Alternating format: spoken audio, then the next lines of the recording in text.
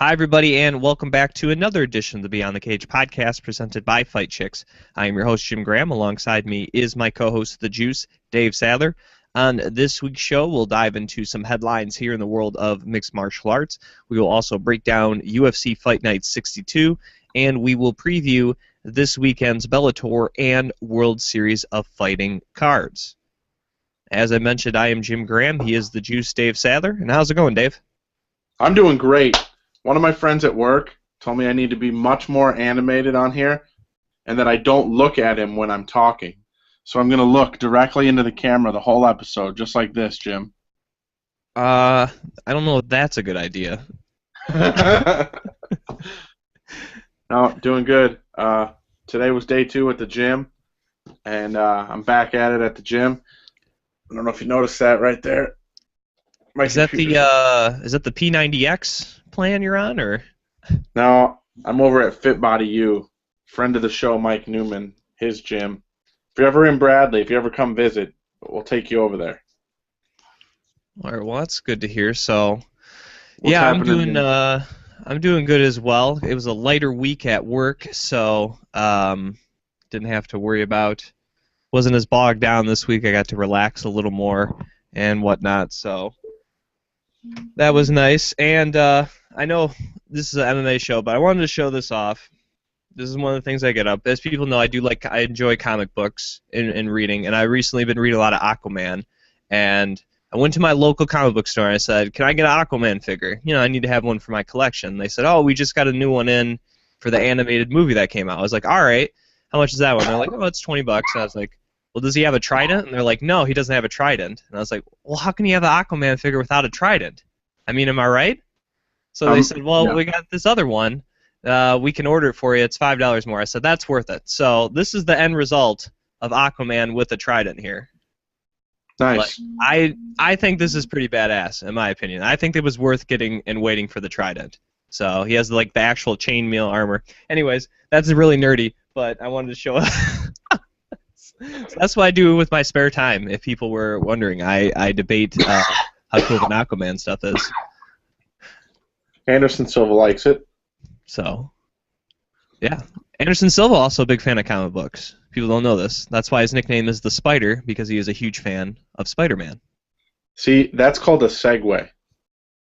All right, well, I'm not sure if this gentleman is, but he is big news nonetheless, and that is former UFC heavyweight champion Brock Lesnar. Now, there have been rumblings pretty much since he left the UFC, Dave, that he would come back to the UFC. Since that time, he's been going back to pro wrestling and doing stuff with the WWE. And I guess his contract was coming up here. Obviously, as anyone that follows wrestling know, that WrestleMania is coming very, very soon. So the chance to have Brock in another WrestleMania was big for the WWE if they could get him back. And I think he looked at not only his health, his age, and what, I think he's been gone, is it 3 years now? Is that? Yeah, that sounds about right. Yeah. It's pretty close to 3 years, I'll put it that way. He's been out roughly as long as Cain Velasquez. Right. So he kind of looked at all that and decided, I'm sure the guy's made a good deal of money already, so I'm sure money wasn't a huge factor, but obviously he's going to make more money in the WWE probably than the UFC, even as good as, pay-per-view draw as he is. And he decided to stay with the WWE, and honestly, I can't blame him. The main reason he left was an intestinal issue that was not allowing him to, one, train as hard as he could, and two, take damage the way he could. It was very apparent, not only in the Cain Velasquez, but in that Alistair Overeem fight, Dave, that he was not the same man, that beat, Frank Mir and Randy Couture, the couple fights before, Heath Herring. So I think this is a good move for him. Fans may be disappointed, but to take a layoff with, to me, probably an ongoing issue. I just don't think he all of a sudden cured that intestinal thing. I just don't think that completely went away. Obviously he's not training as hard probably to do WWE as he would a UFC fight. I mean, you still got to stay in relatively good shape to do that job, but you're not obviously going to be taking as much physical damage, in WWE as you would in the UFC. So fans may be disappointed, but even if he would have came back, Dave, I think he's already 40, right? Or 38? 38, I think it said. So, I mean, he wouldn't have that many more fights left in him anyway, just adding into an age factor. So 37. 37. So, maybe I think a fight with Mir would have been cool to kind of finish that trilogy if he could only do one, but I don't blame him, and he's sticking with the WWE, and he can do that probably for a lot longer than he could the UFC. Yeah, they said on ESPN or on Fox Sports 1, they said that they offered him a deal that you couldn't refuse. I mean, they offered him a deal, and his current deal was like 17 dates in a year that he had to work, and they're all like Monday Night Raws. He didn't have to do like the house shows, when they come to like smaller towns and whatnot. He didn't have to do any of that kind of stuff, and he's the WrestleMania main event, so he's getting a huge payday. When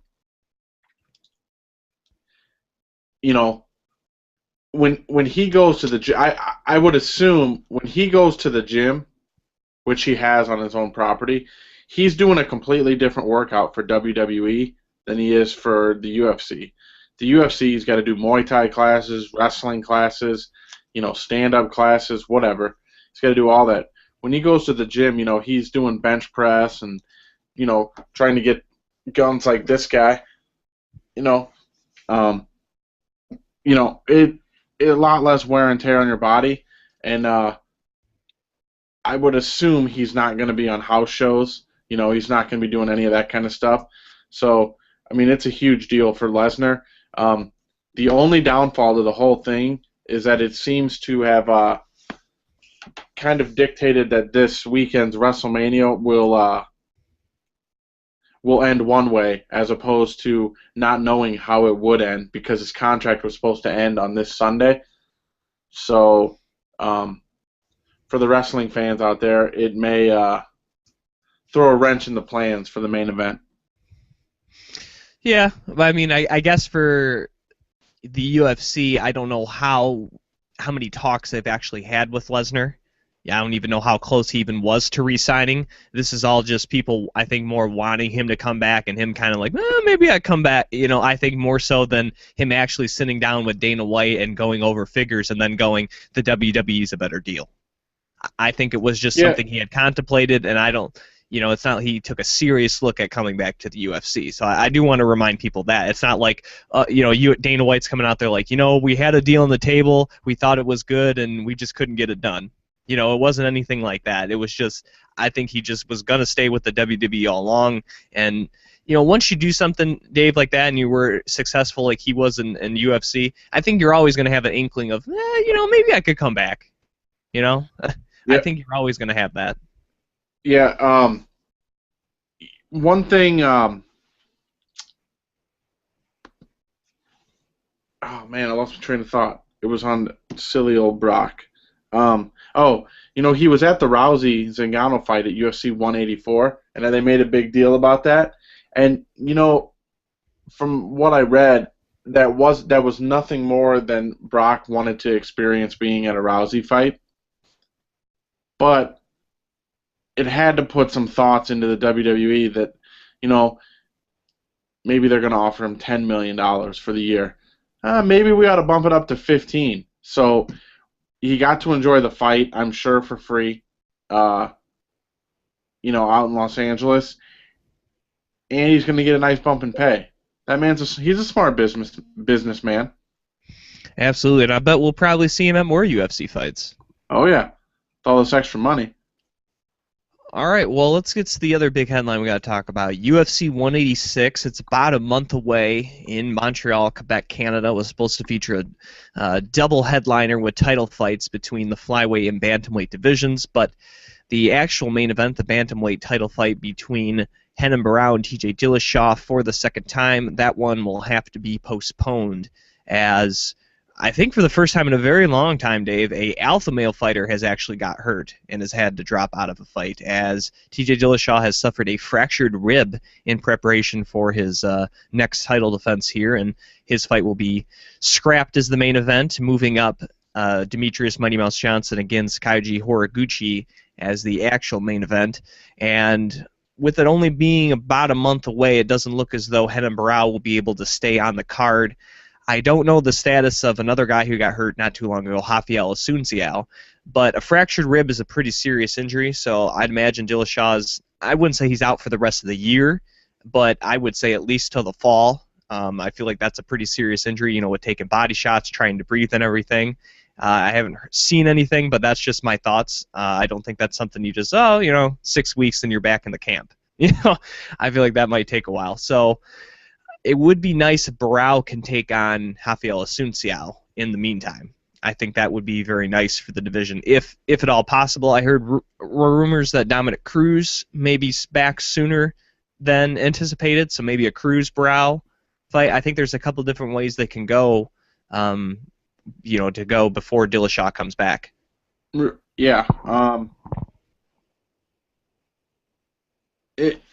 It sucks that the injury happened. I don't know what to do. Assunção is next, don't you think? After Barão? He should be, anyway. Yeah, Assunção was supposed to get it, but once again he got hurt. Yeah. And then that's when they booked him and Barão, and then they were booking Faber against Assunção for Brazil, which was supposed to be this weekend. But then Assunção got hurt again, and then they moved Faber to fight Frankie Edgar in May. Right. Yeah, it'll be interesting to see if anything did. Well, no, they moved the flyweights up to the main event, so Barão will be off the card. Right. But like you said, do they wait or what? If you're Barão, you probably want to get in there. That's tricky, because they all pretty much deserve it. Assunção, you could. I don't think you need to do an interim title, do you? No, I don't think so. Like I said, I think Dillashaw's going to be back this year, so I don't think that prompts an interim. So yeah. And honestly, we talked about it when he fought last, but we weren't that impressed with Barão's victory over Mitch Gagnon, and that's why I was thinking it wouldn't be that big a deal if he had to take another fight to get another shot at Dillashaw.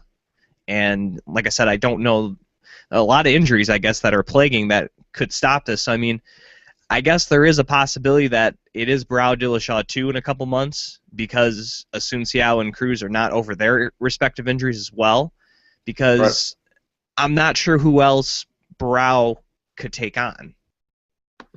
Because I would like it to be like a number one contender thing. I know we're good friends with Eddie Wineland. That'd be awesome to see that rematch if he could jump in there.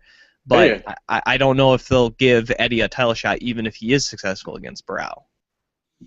Do you know what I'm saying? And that's what I guess the dilemma I'm trying to think of opponents he could face. So wait, hold on. What were you suggesting? Say that again. That Eddie should fight Barão for the chance? That's what you were suggesting? Well, I mean, if he's ready to go, I know he would jump at the bit to get a rematch against Renan Barão. I know that for a fact. Now, I'm saying I don't know if he would be granted the same allowances to fight for a title afterwards as Barão, but I think because that's an intriguing fight, I don't think he would care. He just wants to try to erase that loss off his record. Right. Well, I'm looking at bantamweight, and has Michael McDonald fought in the last? I have not heard anything on him. He's been injured for a while, and I don't know when I haven't heard any expected return for him. Okay. So yeah, throw him out. That's another guy injured. Yeah. So Dillashaw, Barão, Cruz, Faber, Assunção, McDonald might be dead. Mizugaki is 6, Wineland 7, Eduardo 8, Caraway 9. So yeah, I mean, Wineland versus Barão would be a nice fight. Kind of a rebound for Eddie. His only problem is he's coming off a loss. Yeah, I mean, it's interesting. They got themselves in a predicament. Yeah, that's what I mean. Or they put him against kind of a young kid in Eduardo. I don't know. Caraway's coming off a loss, so that's what I mean. It's either he waits or you put him against someone that may not they had in plan. So I don't know. It's an interesting situation. Like I said, it all with we mentioned 4 guys pretty much are injured now at the top of the division. So very interesting for the UFC's bantamweight division. Yeah, unfortunately, they're all hurt, and the only one that I want to see is Cruz. That's the one I really want to see. Right.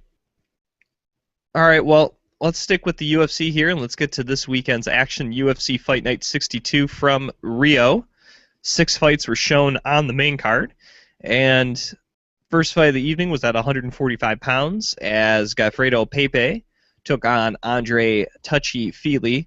And looking at this fight, Dave, we thought Fili would win. We both picked him to win, but Pepe always has kind of the X factor. We mentioned he has some submissions, he has some knockout power. He's a long, lanky guy, but he kind of does things wild. He does go for risk, and sometimes some of those risks that he goes for, Dave, they pay off. And in this fight, he kind of went for a jumping triangle there up against the cage, and that chance paid off as he was able to hold on to that triangle, I want to say, for about like 2.5 minutes before he finally kind of squeezed the life out of Andre Fili, who had to tap there officially at the 3:14 marker.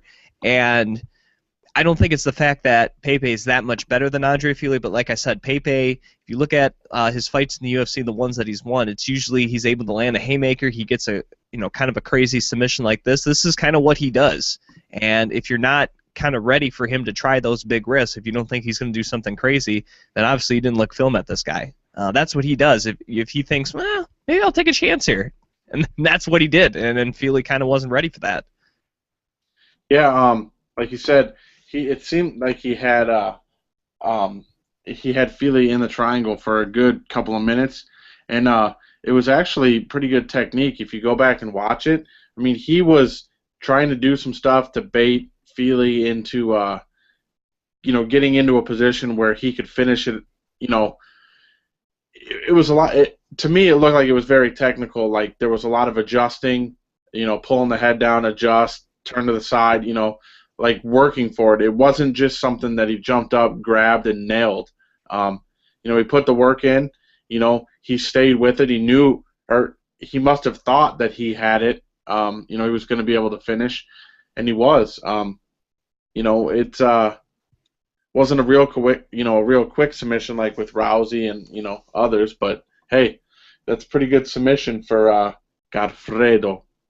No, good win for him, and for Fili, he's going to have to go back to the drawing board. Another submission loss. He's going to have to look out more accurately at people trying submissions and submission escapes.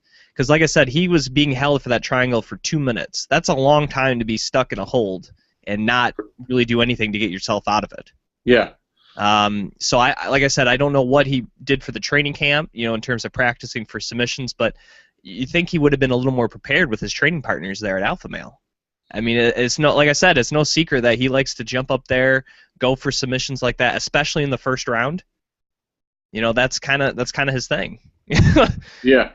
No, it's like you said, 2 minutes with somebody trying to put you in a triangle and you can't even get up.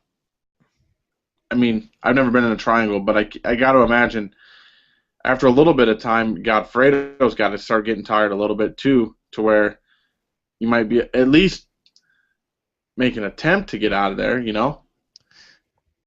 Well, speaking of attempts to get out of submission, and we'll transition to an undercard fight real quick between Leonardo Santos and Drew Dober, because we have to talk about this, Dave. Middle of the second round, Santos had Dober in a guillotine hold with Santos on his back and guard, Dober on top.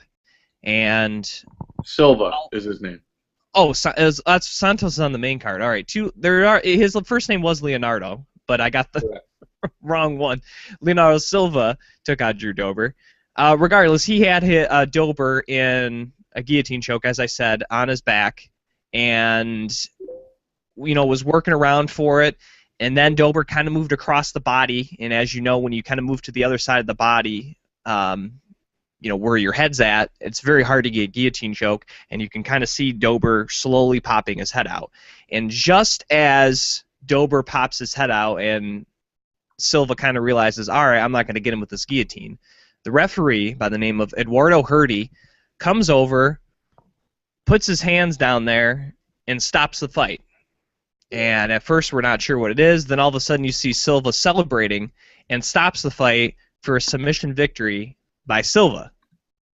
And this was at the 245 marker in round 2. And there's no tap, there's no verbal confirmation from Dober to the referee saying, I'm done. Dober is obviously not passed out or incapacitated from the chokehold, yet the referee has gone in and stopped this fight, and I don't know how it's allowed to end. I don't know why they couldn't just have restarted at that point in that same position, but it stopped, it ended, and Silva walks away the winner by submission. And if you haven't seen the fight or seen the clips of the stoppage, I highly recommend checking it out. I'm going to go down on record and say it's the worst stoppage in UFC history. I think before that, the Kim Winslow made a horrible call in the John Albert and Eric Perez fight a couple years ago when Perez had Albert in an armbar, and while in the armbar, Kim Winslow just stops the fight, though there's no tap or any verbal confirmation from John Albert. Despite being in the armbar, she decided to stop the fight, even though Albert was still with it and everything. So this, to me, goes on record as the worst stoppage in UFC history. I don't think Eduardo Hurdy, if there's any chance, the UFC will not have him referee any more cards, and I'm not really sure what he was thinking, Dave, in this instance, because like I said, just as he's coming over, Dober's popping his head out. So I have no idea what's going on in this. I'm gonna try something amazing. So let's see if this works. Beyond the cage, taking it to a whole new level.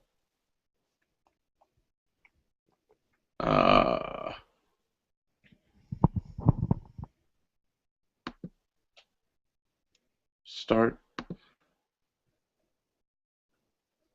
Do you see my screen there, Jim? Yes, you're doing the screen share. All right. So here we go. Just a minute of your time.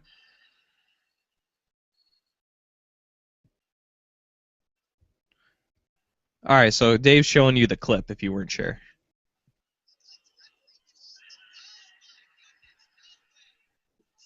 You have to say something, Dave, to pop it back up. Oh. Well, here we go. I didn't know that. Here we go. So, as you can see, like Jim was saying, Dober is he's completely awake the entire time. It doesn't even look like it's that deep of a choke, but, it's right there. He's wide awake, and the referee pulls him off. It's pretty awful. Yeah. And that title, it said worst referee submission stop, and that's true. It's 100%. It's no debate. That guy has surpassed Kim Winslow, which I don't know if that was going to happen. And sadly and unfortunately for Drew Dober, it did. I heard the UFC is taking care of Drew Dober, which is nice. I don't know if this fight will be run back anytime soon, but Drew Dober is a guy that fans may know. Our good friend Derek Cruikshank, he actually beat to get on his season of the Ultimate Fighter 15. Has kind of had to then regroup, go back to the local scene. He was able to come back to the UFC. He defeated Jamie Varner. He was looking pretty solid in this fight, and unfortunately he had it taken away from him. So we'll see. I think Drew Dober is a promising guy, and it's unfortunate that had to happen to him in this fight. But like I said, I think the UFC will rectify it, and they're even trying to get that fight overturned to a no contest. Yeah, the only problem with getting that overturned is, like Dana White says, those athletic commissions have a hard time, saying, yeah, our guy was wrong, type of thing. So, anyway, they took care of him. Things were going in the right direction. All right, well, let's get back to the main card here. I felt we would do a serious injustice to that situation if we didn't mention it. But moving on to the on the cage, huh? Yeah. Next fight, lightweight division, Gilbert Burns against Alex Oliveira. And you want to talk about comebacks, Dave. Gilbert Burns, what a comeback he had on this man known as the Cowboy, Alex Oliveira, as he was pretty much getting dominated here in the first 2 rounds of this fight, as he got outstruck 12-10 in the first round, and then he got outstruck 19-9 in the second round. He did land a takedown in the first, but didn't do much with it. And not only just getting out strike, Dave, he was getting hit with some hard shots. His face was starting to get beat up there pretty bad. And then the third round seemed like Oliveira maybe starting to tire a little bit, and Gilbert Burns, he just kept on coming forward. He was able to land a takedown and then just started kind of raining down on Oliveira, 18 of 22 in the strikings to just 0 for 1 for Oliveira. So he outstruck him 18-0, kept on punching and working for position, eventually got into mount, then switched and went for the armbar, and he got the tap very late in the third round at the 4:14 marker to make a huge come-from-behind victory and win by submission. And this was a very nice win for Gilbert Burns. He was originally supposed to face Josh Thompson on this card, and with his performance, I don't think he would have beat Josh Thompson, but I think he still showed a lot in this fight that he was able to take on a guy on short notice, 1, 2, take a beating, 3, come back and have a good third round despite, losing the first 2 rounds badly, and not only that, get a submission finish, which in the third round, being sweaty and tired, is very tough to do. And he had a lot kind of going against him there in the third round, but he was able to pull the upset, and just huge credit there to Gilbert Burns for just sticking with it. Yeah, stick-to-itiveness is the word I would use. Stuff might not have gone his way for the first 2 rounds, but like you said, comes back in the third. Probably the worst time to try to land a submission, late in the third round. And, sometimes it doesn't work out the way you had envisioned it all of your training camp, but at the end of the fight night, walking out with a bonus check for winning the fight is it's a good thing, and that's what Gilbert Burns did. I just want to bring up something. He had lost the first 2 rounds, and I think he probably knew he lost the first 2 rounds. Now, I wouldn't say, when we say the terms guns a-blazing, I wouldn't say he went off crazy or berserker, but he knew he had to amp things up in the third round. And that's, to me, the sign of a guy who gets it, whether he was winning or losing. That's when you have to amp up your performance and just leave everything out there. And I think that's what Gilbert Burns did. And I think, if he can maybe learn to do better in the first 2 rounds, that certainly helps. But I think that's a promising guy. Mm-hmm. I know that's one performance against a guy who had never fought in the UFC before, but that's what you're supposed to do in the third round, whether you're up or not, is be at your peak and leave everything out there, because there's not another round. There's nothing left to determine what's going to happen with this fight other than what you do in that 5 minutes. And I think Gilbert realized that he had to do whatever he could in that 5 minutes. If he got to finish, great. If not, at least he left everything in that 5 minutes. And who know? You never know. Sometimes, you saw that horrible stoppage with the refs. You never know what happens to judges. Maybe they see the first round in your favor. You never know. So, that I just thought that was a great performance there for Gilbert Burns. Yes, sir. All right. Well, speaking of great performances, this one, I guess you could say, arcing back to the Mortal Kombat days, I think this one was just about a flawless victory for Amanda Nunes as she took on Shayna Baszler. Officially, Baszler is credited with landing 1 strike, but Nunes was credited with landing 17 to 1 in a fight that only lasted about 1:56. As I think this is the best Amanda Nunes we've ever seen, Dave, to be quite honest. Not only was she violent, accurate with her strikes, but she was patient. She was not going in there, again, guns a-blazing in that first minute and just trying to overwhelm the opponent. She was a lot more methodical, and I think she learned a lot from that performance against Kat Zingano, where she just kind of maxed everything out in the first round and then fell flat and eventually got finished by Kat in the third round. And I think this time we saw a much more cool, calm, and collected Amanda Nunes, and I think it just paid off as she just picked Shayna Baszler apart and eventually landed a leg kick right to the knee of Shayna Baszler that just sent her, crumpled to the canvas. And I think 1 or 2 of those were a little late when she kind of came in there for the flurry a little bit, and I think she will admit that. But, when you're already kind of in motion and throwing, it's hard to stop sometimes once the train's left the station. And I don't think she'll be fined for that. It wasn't supposed to be intentional. She was apologizing and everything and telling referee everything, but she gets the stoppage there, and I think if this is Amanda Nunes we can see in the future, she's going to be very scary for this division. Well, a couple of things. One, she beat Shayna Baszler, who, aside from her victory in Invicta in 2012 and her victory to get into the house, hasn't won a fight in like 3 years. So let's kind of reel that in just a tad bit. Um, Nobody's ever doubted how good Amanda Nunes is. The problem is she keeps finishing people in the first round. Um, to me, what she did was devastating, but I would like to see her do that to somebody in the second round because she dominated Kat for 3 minutes, and then she got dominated for the rest of the fight. And, it started out that way, but what's going to happen, if she fights Alexis Davis and it goes into the third round? Is she even going to be standing up? Because, you know, it was devastating, yes, but I want to see her go a little bit longer against higher competition.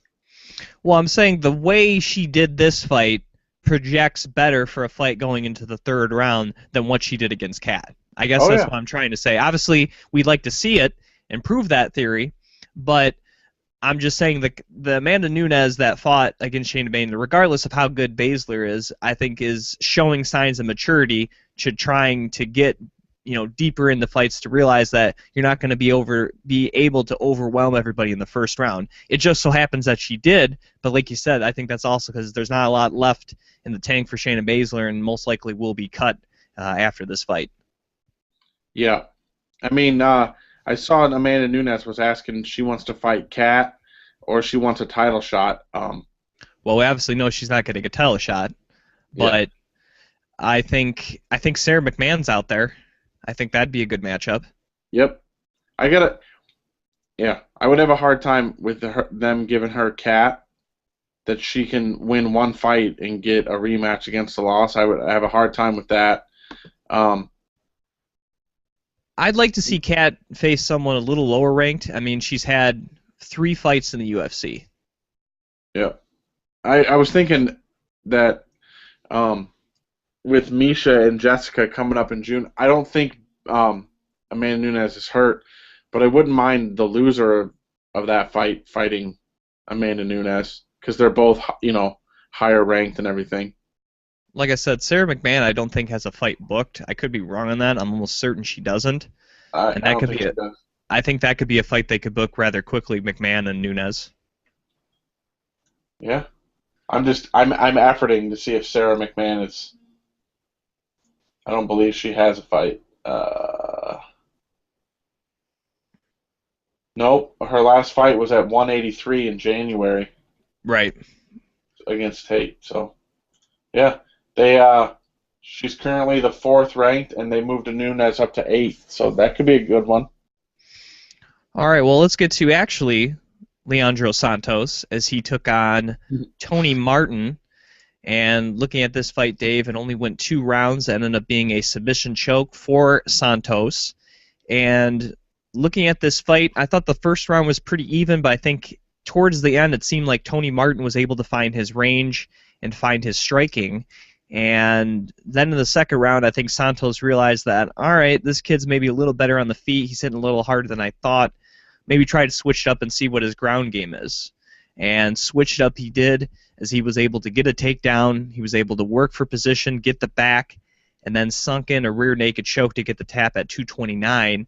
And I think this was a great performance by Santos. He saw that maybe standing up wasn't the best thing, decided to test the guy in the submission, and despite Martin having the majority of his win by submission, obviously not the caliber of jiu-jitsu skills as Santos, as didn't really do much, Dave, to really get out of position once Santos was on top of him, despite being, I think, the stronger guy.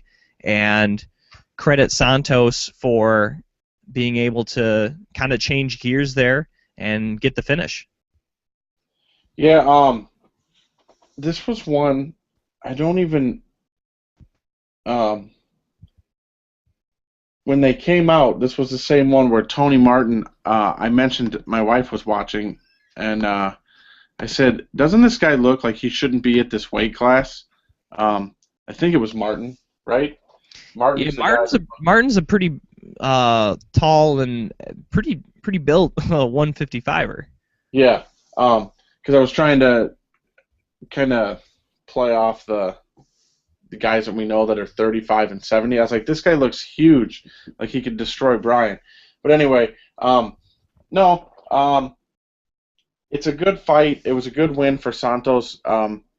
It's one of those where these guys were on the main card of a show in Brazil, and guys like this, these are solid wins for them, and it's they're building towards a higher platform, and to where they're going to get fights against guys that we've heard of before. Nothing too special comes out of this fight, but it's a solid victory. All right. The co-main event of the evening was at welterweight as Eric Silva took on Josh Koscheck, and Koscheck is done. His wrestling skills are not what they were. He was trying for a takedown. He even tried mixing it up with Eric Silva, and he couldn't really do either. Silva tagged him several times, and then kind of in desperation, Dave went to wrestling mode. Silva saw the neck out there, grabbed it, and got the guillotine tap there at 421 for his, I believe, 6th consecutive loss in a row for Josh Koscheck, and his 2nd submission loss in the first round, a month apart. And for Eric Silva, he finally beat somebody known. I think this is good for Eric Silva, regardless of where Koscheck is his career. I think this can help Eric Silva move along. But for Josh Koscheck, this is a fight he could have won, and he could have beat Jake Ellenberger as well.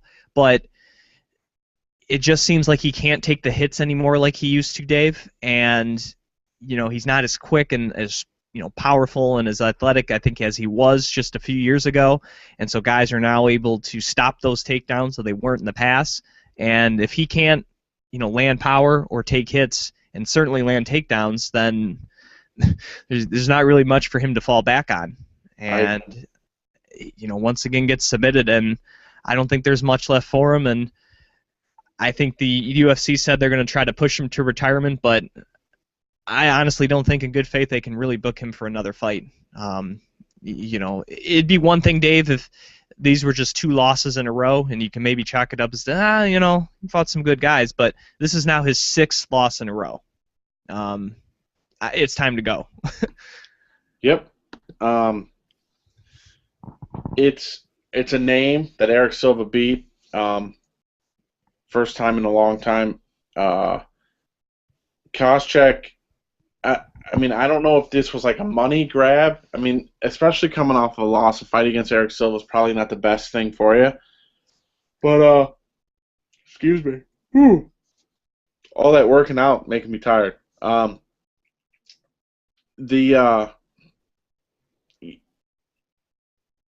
As fans, you want to see guys go out when they should go out, and that was like 3 fights ago for Koscheck. And it just, what is there to prove? Like, you fought GSP twice, right? Mm-hmm. Like, well, you've been at the top. You didn't get the goal. Let's say that he beat Ellenberger and he beat Silva. Ellenberger's the 11th ranked fighter right now, and Silva's not even ranked. So how on earth, how many more fights does he have to win? Best case scenario, he's got to go through 6 more guys. You're not going to win the belt. Please, just go. Dana will get you a job within the UFC because he cares for the tough one guys. Just let it go.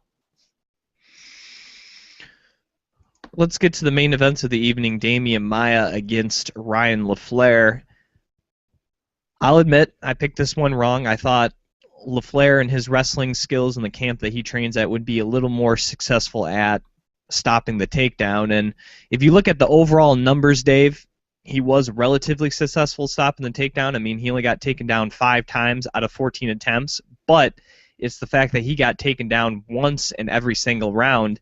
And I think kind of because of that, he probably lost just about every round. I think the 5th round was really about the only round you can make a case that he won, as Maia officially was 1 of 7 on takedowns, and Flair got outstruck him 21-6. So I think he can make a case that he won the 5th round. I probably would have gave him the 5th round, but by that point, he was down 4-1.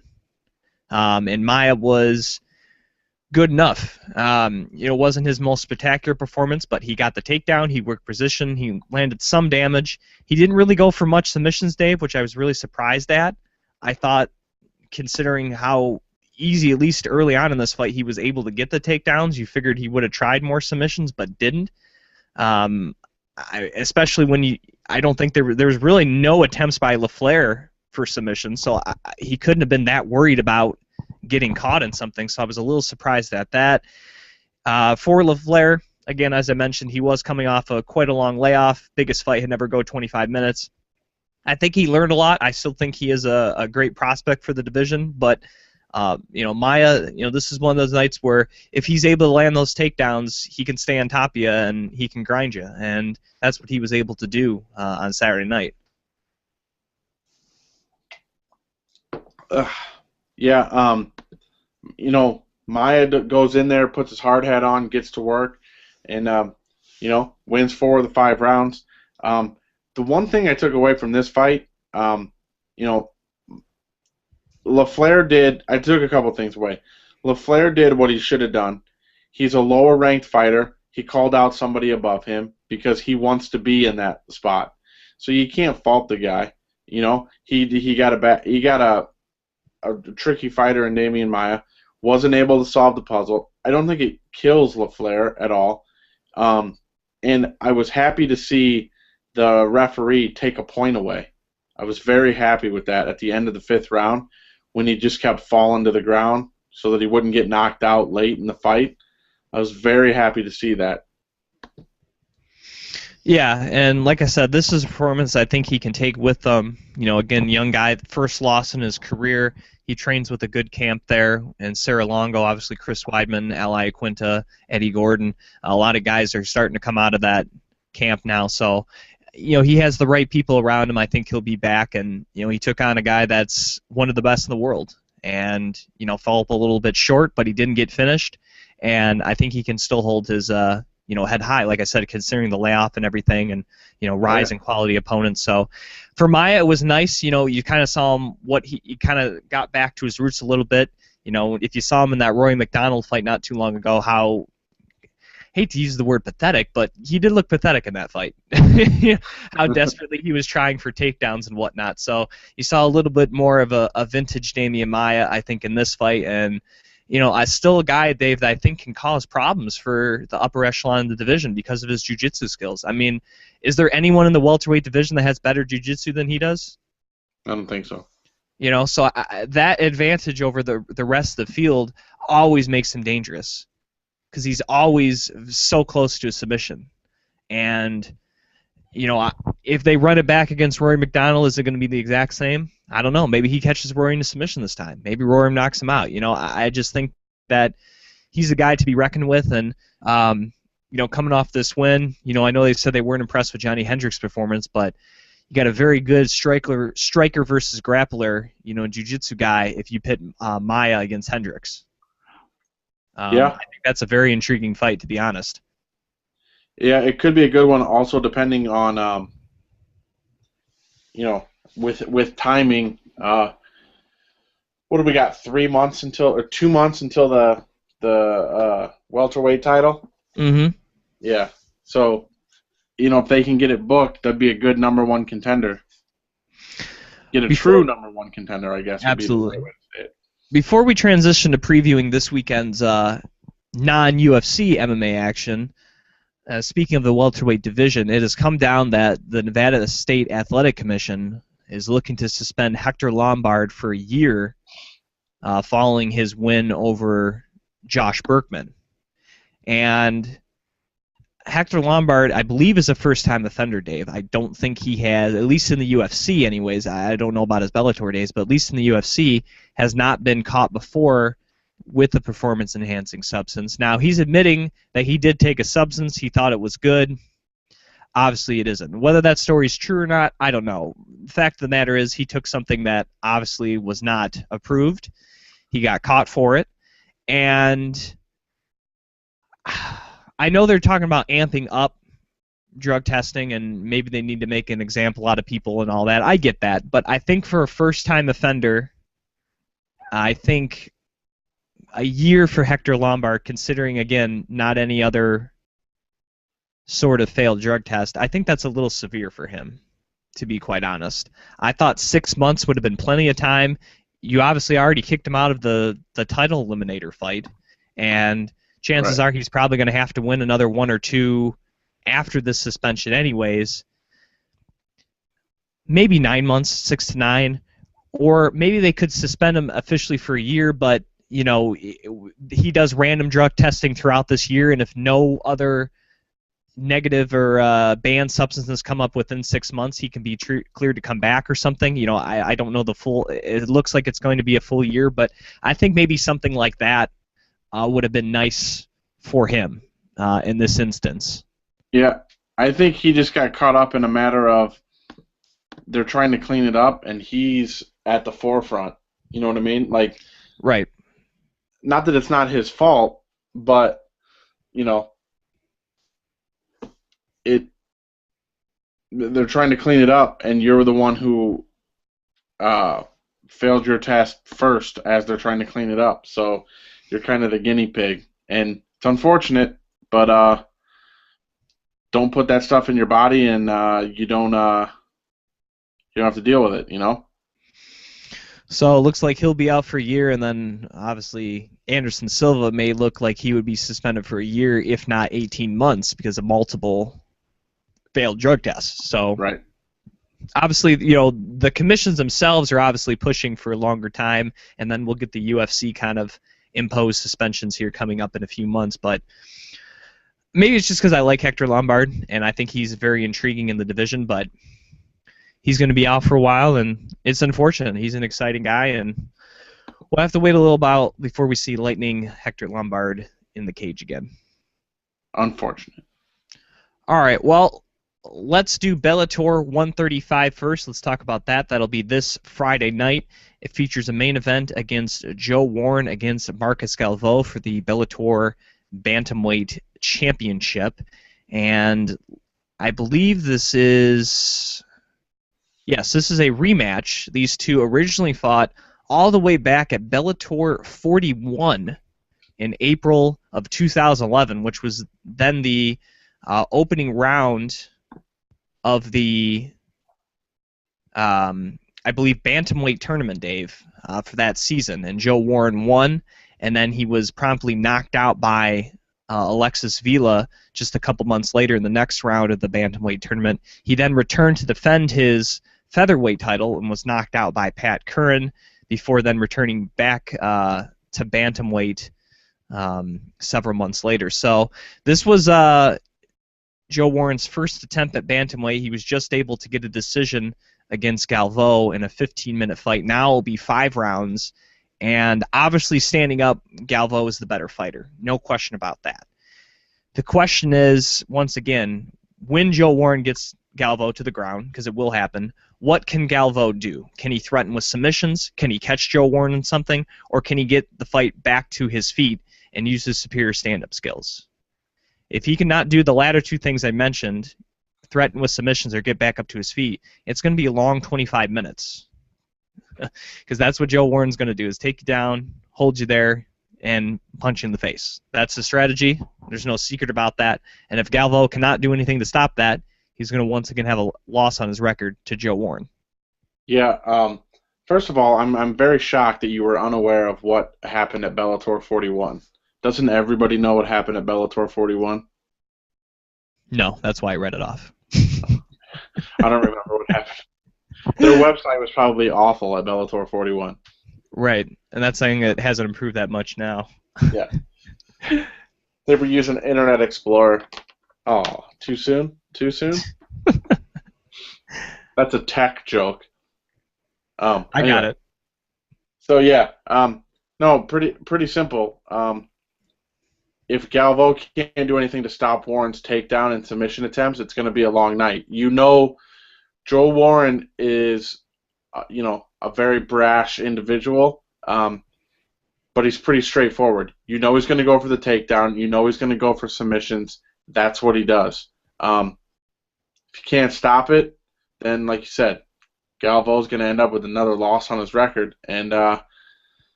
how much has he been training that takedown defense and that submission defense? We'll find out on Spike come Friday. Also on the card, just to mention real quickly, Ryan Couture will be taking on Dakota Cochran. Also, former UFC fighter Francis Carmalt will make his Bellator debut against Guillaume Viana. And then we're also going to have a former WEC fighter, L.C. Davis. He's going to take on Hideo Takoro. So that kind of rounds out the main card. I am excited to see Carmont, Dave. Obviously, his UFC tenure ended on I believe a 4-fight losing streak. He is still relatively young. I believe he's only 28, 29. So it'll be interesting to see how well he does in Bellator and whether or not he'll come back to the UFC or how many wins he'd have to get in Bellator to come back to the UFC. So I think that's intriguing there. And a lot of people are excited to see Takoro. I guess I believe he fought in Pride and Dream back in the day. So a lot of people are excited to see him fight in the U.S. A lot in K1, obviously back in the day. And he fought in Dream's lightweight tournament. So if you're a fan of, you watch some of the Japanese MMA, Takoro is a name that's been around for a very long time, but a guy that is now 37 years old. How do you like a record of 32-27 with 2 draws, Dave? Wow. That's his record, and he's currently riding a 2-fight losing streak, and he also lost to a guy, I believe currently still in the UFC, Will Campazamo, but his most recent fight was July of last year, and he got knocked out in the second round. So I think this is, they're bringing in a guy that some fans, hardcore MMA fans may know, but I don't think he's obviously a serious contender for either 135 or 145, whatever division he wants to fight at. I believe this fight's at 135, but it's a name, and I think it's also they're trying to build up L.C. Davis as a possible title contender here pretty soon too. Right. Yeah, 33-27. Wow. And 2. Sorry. And 2. Yeah. That's crazy. So that is Bellator 135 this Friday on Spike. That rounds up the main card. And World Series of Fighting 19 will be the following evening, Saturday, March 28th, and this will be in Phoenix, shown on Fox Sports, or NBC Sports, rather, not Fox Sports, NBC Sports. And the main event, we have Justin Gaethje against Luis Palomino. Palomino's, a nice kind of scrapping guy, Dave, but to be honest, I don't think he has a shot against Justin Gaethje. I mean, the way Gaethje went through Melvin Gillard, and I don't think Palomino is better than Melvin Gillard, I just find it hard to believe that Palomino is going to really do anything to stop the train that is Justin Gaethje. Yeah, pretty straightforward. Gaethje's been trying to use a better word than unstoppable, but he's been pretty dominant in his performances, I guess is a good way. Yeah, I mean, stranger things have happened. Rafael Dos Anjos and Joanna Jedrzejczyk are perfect examples, but yeah, it's a free card. I'll tune in. I'll have my DVR going, and hope for the best for the underdog. Now, I think the main reason he got this fight, Dave, is because he's kind of a scrapper. He's going to go in there, he's going to throw a lot of punches, he's not going to back down from a fight, and I think that's the main reason he got this title shot, is because he's going to bring the fight to Justin Gaethje. This is not going to be a boring fight, regardless of who I think is going to win. This is going to be a fun fight, and I think that's the main reason they booked it, is because they want an exciting fight, and that's what they're going to get. Just Justin Gaethje, obviously, he's going to be much bigger, stronger, and not to mention, we talk about this with Roy Nelson not using his jiu-jitsu skills, but Gaethje has a really good amateur wrestling background, and he almost never uses his wrestling. So if for some reason Palomino was able to get the better of Gaethje in the striking game, he has a very, very solid wrestling game to fall back on, and that's one of the reasons why I lean towards Gaethje. But it should be a fun fight, and then I am looking forward to that one. But I think maybe I'm more looking to the co-main event a little more, as World Series of Fighting is trying to open up a 205 division. So they brought in a couple ex-UFC fighters. Thiago Silva will take on Matt Hamill. Obviously, Matt Hamill, I believe, kind of was in retirement for a second time, but however it was approached, he got approached by the people at World Series of Fighting and decided to fight a couple more times here. So I'm excited. I've always was a fan of Matt Hamill, and obviously our good friend AJ Hiller at MMA Signatures, kind of helps Matt Hamill out and managing him and setting up different seminars and whatnot. So you'll see the MMA Signatures logo proudly displayed in Phoenix for Matt Hamill, and I also believe Justin Gaethje as well. So MMA Signatures will be all over World Series of Fighting 19, and I'm assuming AJ will be there with his good friend Matt Hamill. So maybe we'll see him in the crowd. Who knows? May get to see AJ, but really looking forward to Matt Hamill's fight, and I think it's a very exciting matchup there against Thiago Silva. Obviously, Silva, very strong striker, very powerful striker, and obviously Matt Hamill, great amateur wrestling background, and is a guy that just doesn't quit and always seems to bring a fight to the table. So really looking forward to the co-main event in this one too.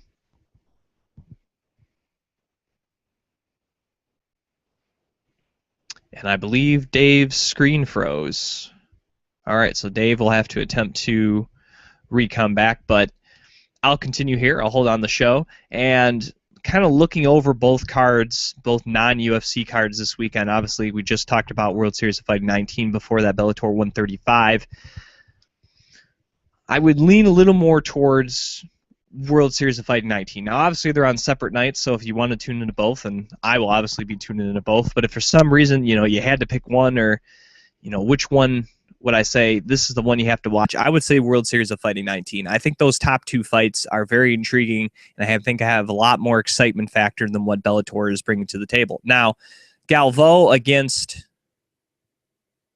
Joe Warren is an intriguing fight, and I think could be good, but it's a fight that could potentially be very boring. And that is kind of what the concern is. And really looking at the other names in the card in that fight, it's not something that's that big a deal. So I would pick World Series of Fighting 19. Now, Dave's trying to reconnect here on the card. We're trying to see if he can reconnect, and he did. All right, Dave's back in action. That was the weirdest thing on earth. Well, basically, basically I just kind of followed up on my thoughts on the fight between Matt Hamill and Thiago Silva, and then I kind of talked about which fight, non-UFC fight this weekend I thought was better. So that's why I kind of leave you here to give your rebuttal on those statements that I just made. I'm looking forward to Hamill Silva as well. Like you said, right when it cut off, AJ, our good friend AJ Hiller has been helping Matt out. I think this is a good comeback fight for Matt Hamill. If he thinks he still has it, which according to AJ he still does, more power to him. Get in there and see what you got. And then what was the second part of the question? Which card, non-UFC card, did you think was better this weekend? If for some reason people could only watch one, which one should they watch this weekend? Oh, between Bellator and World Series of Fighting? Yes. My pick was World Series of Fighting. I thought the top two fights were a lot stronger than Bellator's to the table, and I thought the Galvo-Warren has a potential to be kind of a boring fight, whereas I don't think you have that potential really at all in the Gaethje-Palomino fight. Yeah, I would say World Series of Fighting. And I work on Friday, so I have to watch it after I've seen all the spoilers. So, Saturday. Saturday, World Series of Fighting. Book it. And before we get out, Jim, Sunday, WrestleMania 74, 75, whatever it is. I think it's 82 now. Oh, okay. If I'm not mistaken. I know you're a big fan, and Jim, I don't know if you remember this, but we are beyond the cage, right? So We we go are. beyond the cage and even into the squared circle. As far as I know, I'm the only person on the show who's went to WrestleMania. I've gone Which one did you go to? 22. Okay, I went to 23. Yeah. I So wanted to bring that up to see if Dave was a real fan or not. yeah, and it backfired immensely. What, going to 22? No, you trying to make fun of me. And No, it I wasn't making fun of you. No. Okay, so here, um, real quick, for any of those people who want to bet on it, Sting versus Triple H, your pick. Go. Triple H. Well, it says the Vigilante versus the King, so I gotta go with Sting. Because I'm Vigilante. I don't care. Intercontinental title ladder match. Daniel Bryan, Stardust, Dolph Ziggler, Eric Rowan, Dean Ambrose, Wade Barrett, and Kay Quick. Daniel Bryan. Undertaker versus Bray Wyatt. I mean, has Undertaker lost? I mean, Yeah, he lost to Brock Lesnar last year. oh, well, I don't think they'll have him lose again. I think that was just because it was Brock. I'm thinking Undertaker. My phone is blowing up. We must be doing great with this wrestling stuff.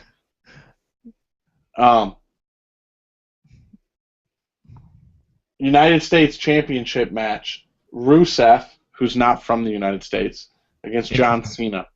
Oh, I mean, John Cena. Duh.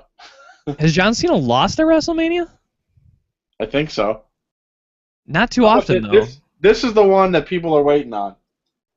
Divas Tag Team Title match. Oh, here we The go. Bella Twins versus AJ Lee and Paige. You know, I think the brass might be upset with AJ Lee after her comments, so I'll go with the Bella Twins. This is the greatest segment we've ever had. Is that a good breakdown? Is that playing true to life? Yeah. It's the whole minute and a half I watch of Divas before they show the soup on E.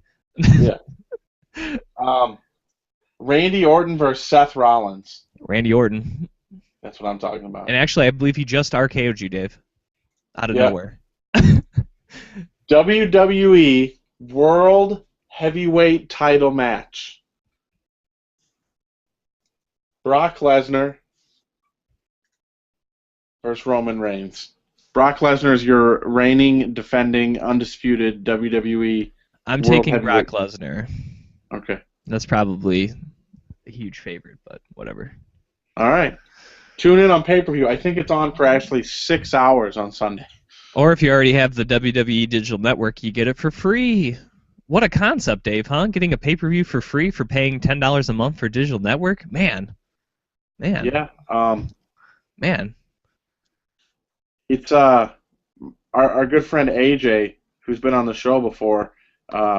He's got the network, and it may or may not be plugged into my my Xbox, so I'll be watching it. All right. Okay. Any other final thoughts here? Yeah. What are the chances that on Sunday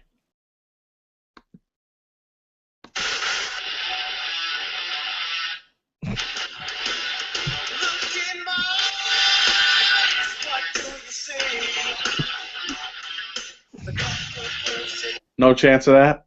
No, I don't think so. Okay. All right. No, good show. It wasn't a whole lot going on. Really looking forward to the UFC card next week. It's pretty loaded, and it's free. So I'm pretty excited about that. We'll talk about it next week, I'm sure. Yeah, we're going to try to get someone from that card for an interview. We've been working on it, but so far we have not been successful in our attempts to reach out. But regardless, whether it's before the fight or after the fight, we're going to try to get someone pretty big from that card.